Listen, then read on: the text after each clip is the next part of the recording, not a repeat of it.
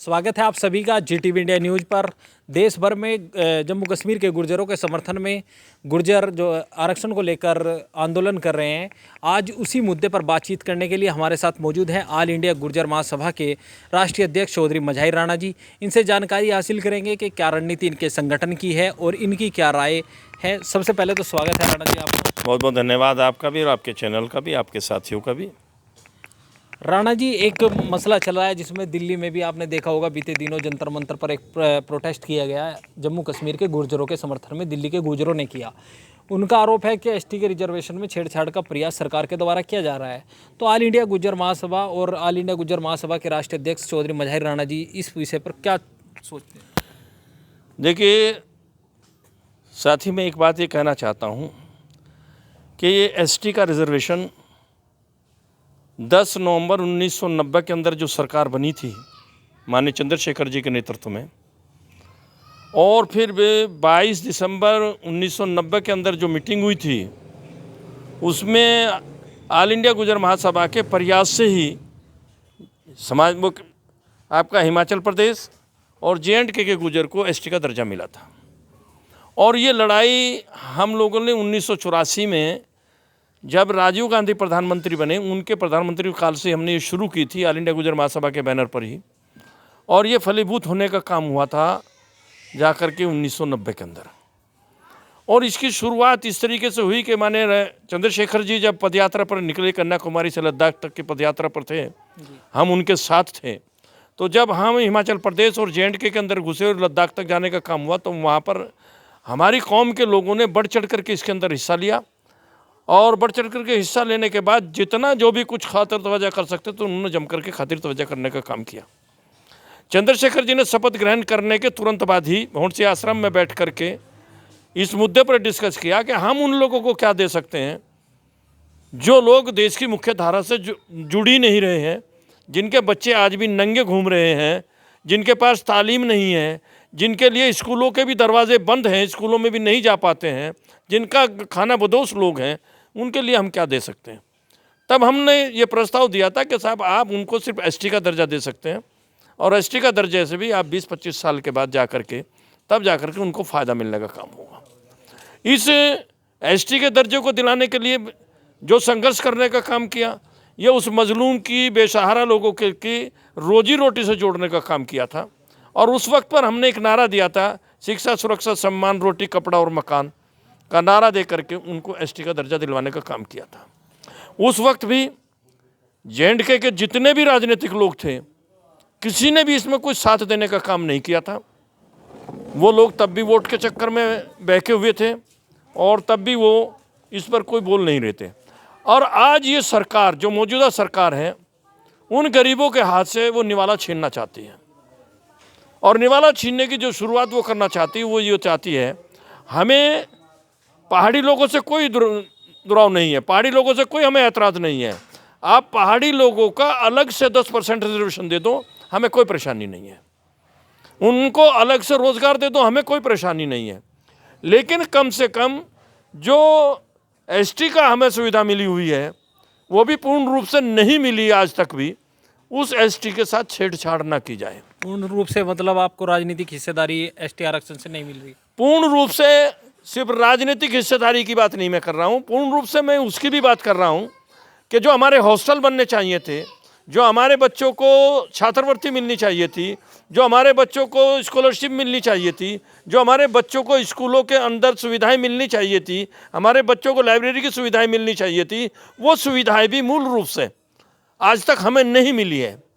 इसलिए मेरा ये कहना है कि एसटी को आप पूर्ण रूप से लागू करो और इसके साथ किसी दूसरे को शामिल करके छेड़छाड़ करने की कोशिश ना करो। ये ऑल इंडिया गुर्जर महासभा इसके ऊपर पूरी तरीके से लड़ेगी।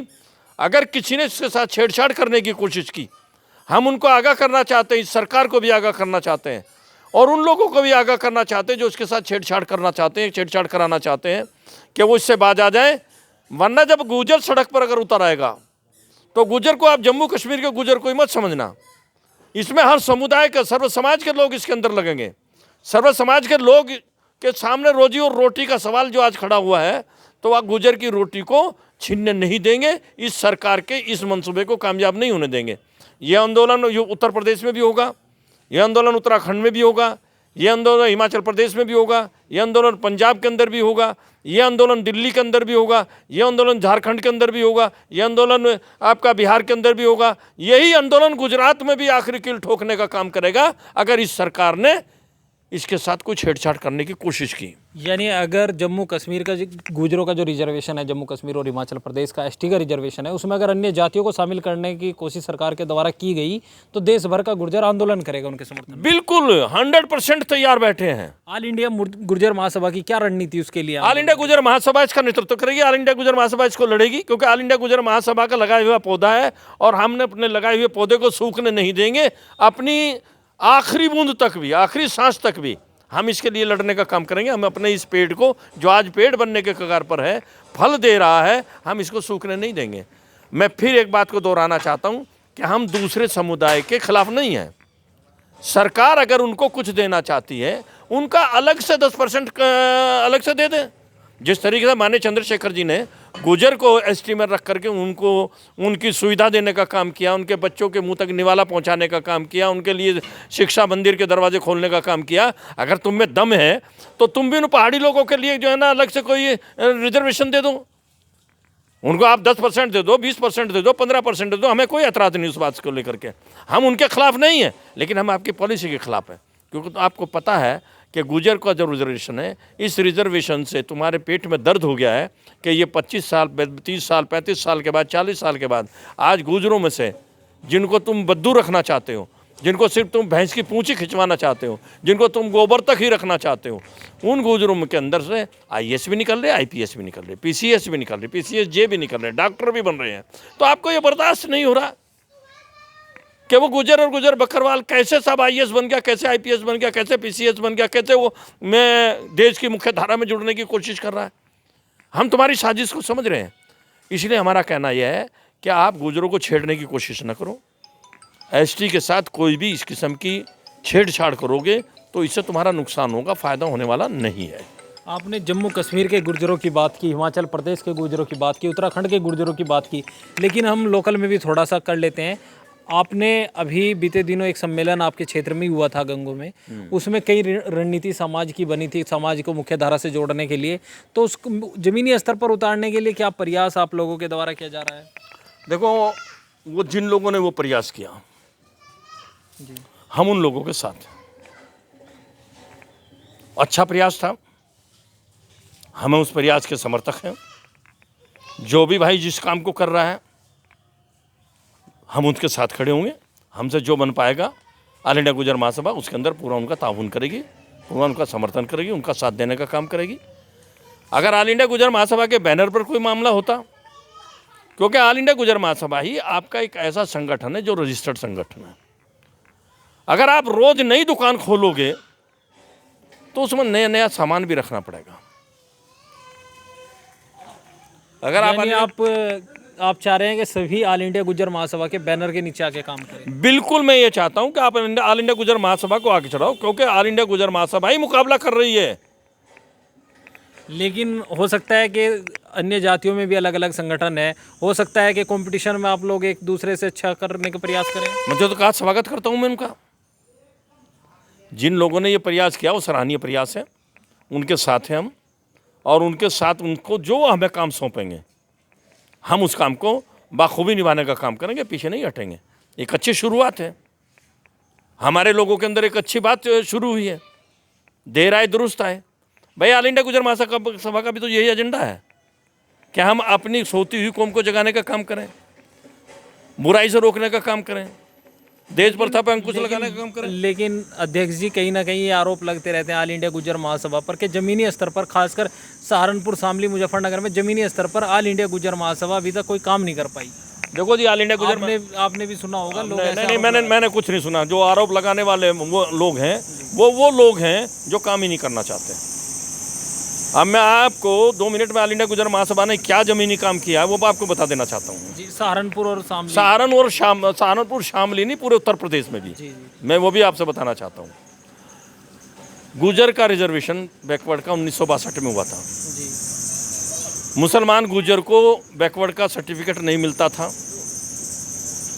ऑल इंडिया गुर्जर महासभा ने सन 80 के अंदर लड़ाई लड़नी शुरू की और उस लड़ाई को इतने बड़े पैमाने तक लड़ने का काम किया कि जो आपका बैकवर्ड कमीशन, आपका दूसरे कमीशन जो इसको देखते थे, उन सब के सामने जाकर के ऑल इंडिया गुर्जर महासभा ही खड़ी हुई। और ऑल इंडिया गुर्जर महासभा खड़ी होने के बाद जो है ना, आपको 1994 के अंदर आप चुनाव लड़ने के लायक हुई। ओबीसी के अंदर 1994 में आए आप। उसे मंडल कमीशन को छोड़ दीजिए, भूल जाइए। मंडल कमीशन तो आपका वीपी सिंह के टाइम में लागू हो गया, लेकिन उसमें भी आप नहीं हैं। मंडल कमीशन में भी आप ओबीसी के अंदर अगर आए हैं तो ओबीसी में ऑल इंडिया गुर्जर महासभा की लड़ाई से आए हैं। और आप अकेले नहीं आए हैं, वो तमाम जातियाँ जिनका एक पार्ट हिंदू है और एक पार्ट मुसलमान है। मुसलमान को बैकवर्ड का सर्टिफिकेट नहीं मिलता था, जो हमारे सनातनी भाई थे उनको सर्टिफिकेट मिलता था। ये लड़ाई ऑल इंडिया गुर्जर महासभा को लड़ाई, जो सबसे बेसिकली लड़ाई है। ऑल इंडिया गुर्जर महासभा ने लड़ाई लड़ी। पहले आपके 3 दिन की बारात होती थी, ऑल इंडिया गुर्जर महासभा ने लड़ाई लड़ी और लड़ने के बाद 3 दिन की बारात को एक दिन की कराया। ये ऑल इंडिया गुर्जर महासभा की लड़ाई है।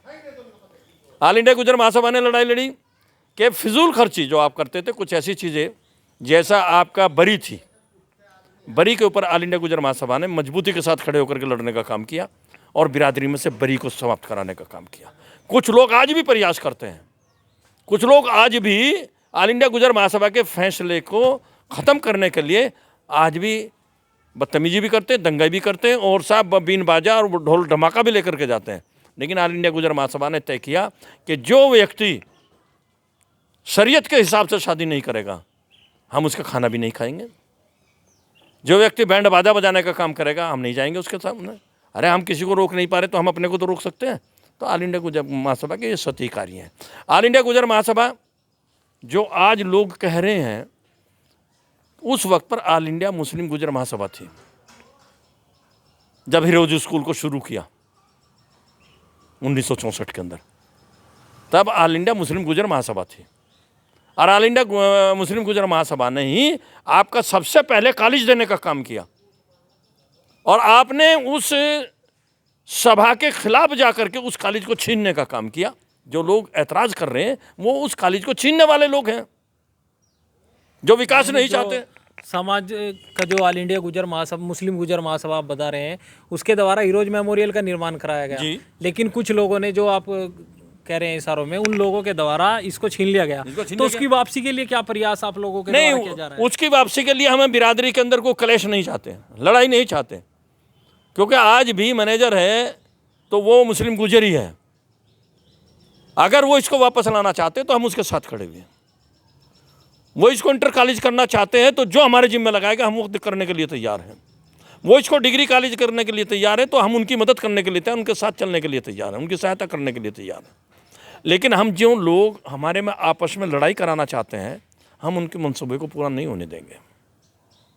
यानी आप जो राजनीतिक लोग हैं उनकी ओर इशारा कर रहे हैं। देखो, आप खुद समझदार आदमी हैं, आप तो खुद समझदार आदमी हैं।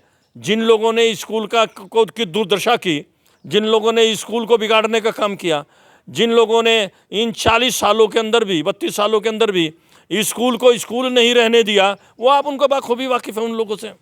हमारे लोग तो शिकार हो रहे हैं उनके, आज भी हमारे लोग तो आज भी शिकार हो रहे हैं। उन लोगों को परेशानी क्या है? उन लोगों को परेशानी यही है कि ये मज़ाहिर राना ऑल इंडिया गुर्जर महासभा के बैनर पर इस बिरादरी को क्यों बचाना चाहता है।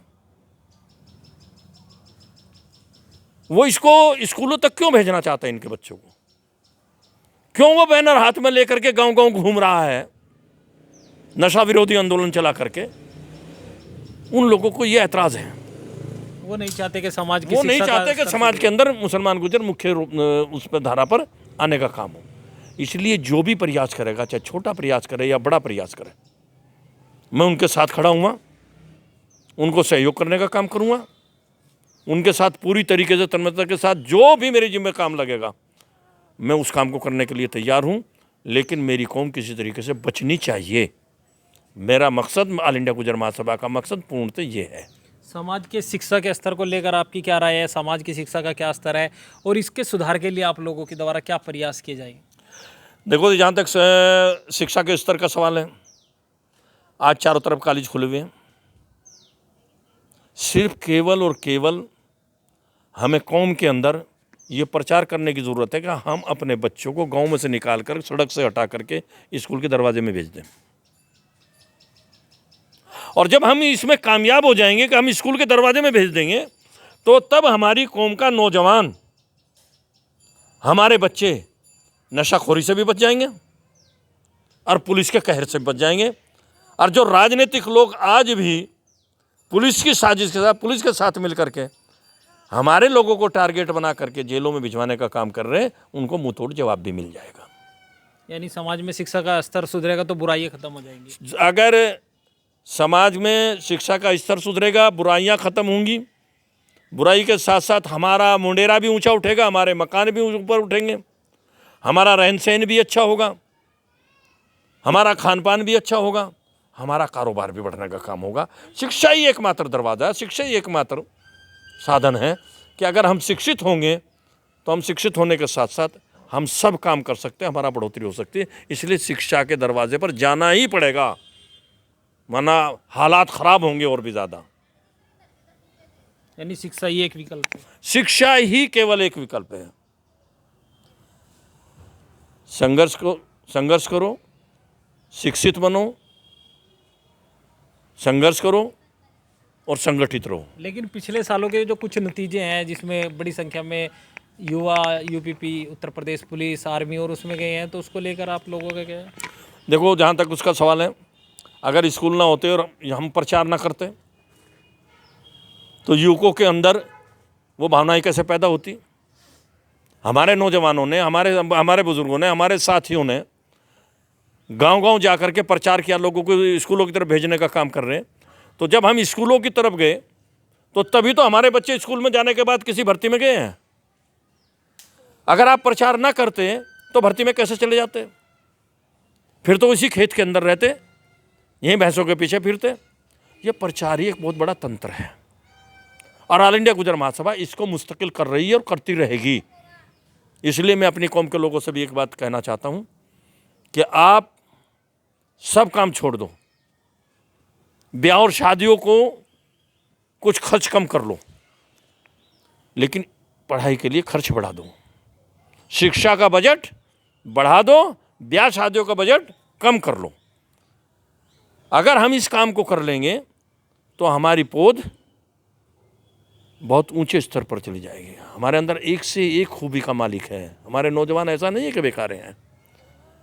इसलिए मैं बार बार ये कहता हूँ, गांव-गांव में जाकर के कहता हूँ, झंडा और बैनर लेकर के जाता हूँ। जो नशाखोरी का मामला है, नशाखोरी ऐसा नहीं कि हमारे जिम्मेदारी की नशाखोरी, कुछ लोग हमसे साजिशन करवा रहे हैं, कुछ लोग हमसे साजिशन बिकवा रहे हैं, कुछ लोग साजिशन उनकी पैरवी थानों पर करवाते हैं। आप कुछ लोग कह रहे हैं, उनका आप खुलासा कर दे, समाज भी जागरूक हो जाएगा। ऐसा देखो, मेरी बात, समाज जागरूक है, समाज जागरूक है। मैंने मीटिंग के अंदर भी कह दिया था। देखिए, अगर जागरूक होता तो उनके उस बहकावे में क्यों आता? मैं आपको बता रहा हूँ, बहकावे की बात की भी है। समाज जागरूक है। मैंने उस दिन बाकायदा पद पोस्ट के साथ लोगों को चिन्हित किया था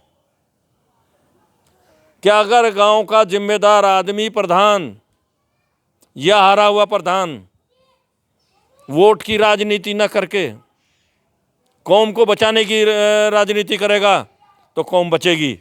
अगर वोट की राजनीति करोगे, सिफारिश करने जो जाता है उसका बाइकाट करो, छुड़वाने जो जाता है उसका बाइकाट करो। जब आप छुड़वाने के लिए जाते, छुड़वाए, वैसे तो छोड़ रहा है। पुलिस को तो कमाओ बेटे चाहिए और वो कमाए पुत्र आप बने हुए हैं।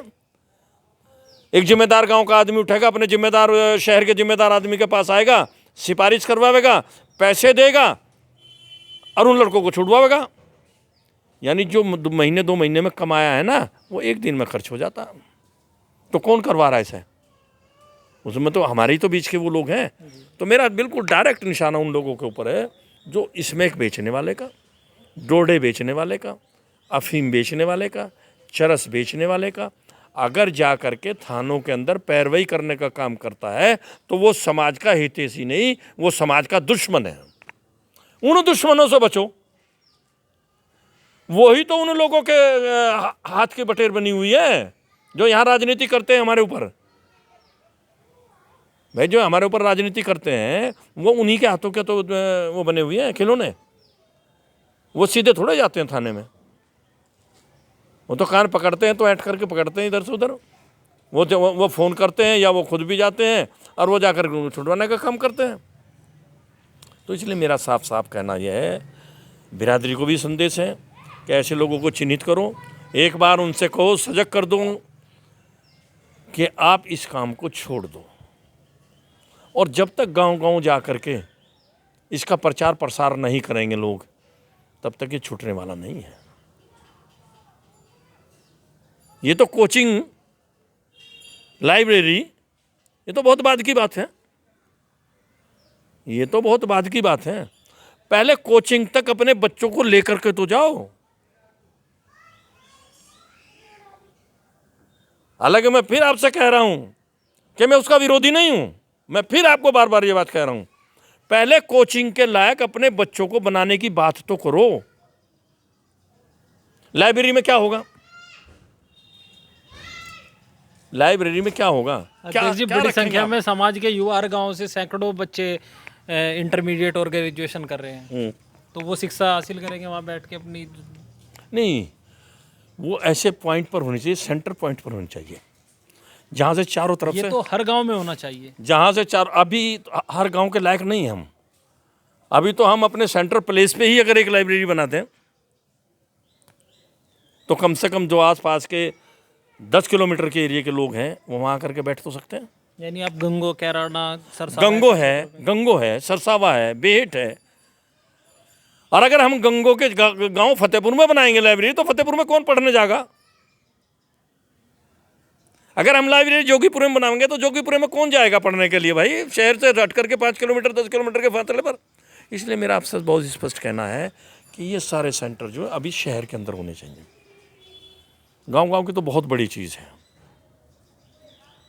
यानी आप चाहते हैं जिस क्षेत्र में गुर्जर आबादी है उस कस्बे के में लाइब्रेरी का निर्माण हो, कोचिंग सेंटर का निर्माण हो, कस्बे के अंदर लाइब्रेरी का निर्माण होना चाहिए और वो बड़े पैमाने पर होना चाहिए। वो लगे जो बच्चे वहाँ जा पढ़ने के लिए जाएं, उनको ये लगे कि वाकई हम कहीं बैठे हुए हैं, कहीं हमें पढ़ने का मौका मिल रहा है। लेकिन अगर एक गांव के लोग अपने प्रयास से या शुरुआत करते हैं तो कोई आपत्ति मेरे हिसाब से नहीं। कोई आपत्ति नहीं। अगर गांव का आदमी अपने शहर, अपने गांव के अंदर इस बात को करता है, एक बैठक बना लेता है और वहाँ पर न्यूज़पेपर रख लेता है पढ़ने के लिए बच्चों के, तो माहौल मिलेगा उन्हें एक पढ़ने का। उस पर मुझे कोई आपत्ति नहीं, वो होना चाहिए। लेकिन उसके लिए एक लंबा, अभी हम बेसिकली तालीम के ऊपर है। यानी आप चाहते हैं कि अभी 6th 8th और 10th की कोचिंग का प्रयास किया जाए, यानी बेसिक शिक्षा जो है उस पर काम करना चाहिए। बेसिक शिक्षा के ऊपर काम करना चाहिए हमें।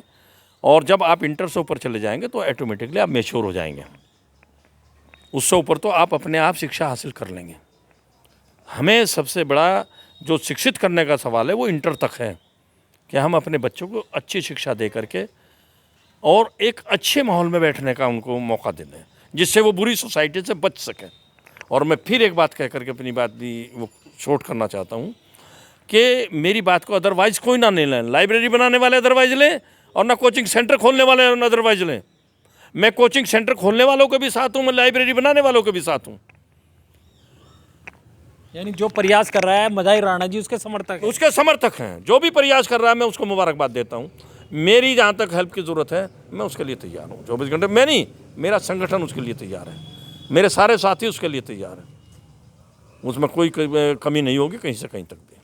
तो ये हमारे साथ मौजूद थे ऑल इंडिया गुर्जर महासभा के राष्ट्रीय अध्यक्ष चौधरी मझाई राणा जी, जिनसे हमने तमाम जो क्षेत्रीय मुद्दे थे उन पर भी चर्चा की। जम्मू कश्मीर के गुर्जर जो एसटी आरक्षण को लेकर छेड़छाड़ के आरोप सरकार के ऊपर लगाए जा रहे हैं, उसको लेकर विरोध प्रदर्शन भी चल रहा है, उस पर भी हमने मझाई राणा जी से चर्चा की और इनकी रणनीति के बारे में आप लोगों को इन्होंने बताया कि क्या इनकी रणनीति रहेगी, किस तरह से लड़ाई लड़ेंगे। और ऑल इंडिया गुर्जर महासभा द्वारा कराए गए कार्यों का भी इन्होंने जिक्र किया कि क्या ऑल इंडिया गुर्जर महासभा ने अब कार्य गुर्जर समाज के लिए किए हैं। आगे भी हम अन्य जो हमारी वीडियो होगी उसको देखने के लिए आप हमारे चैनल को सब्सक्राइब कर लें और अगर आप हमारी वीडियो फेसबुक पर देख रहे हैं तो हमारा फेसबुक पेज भी लाइक करें।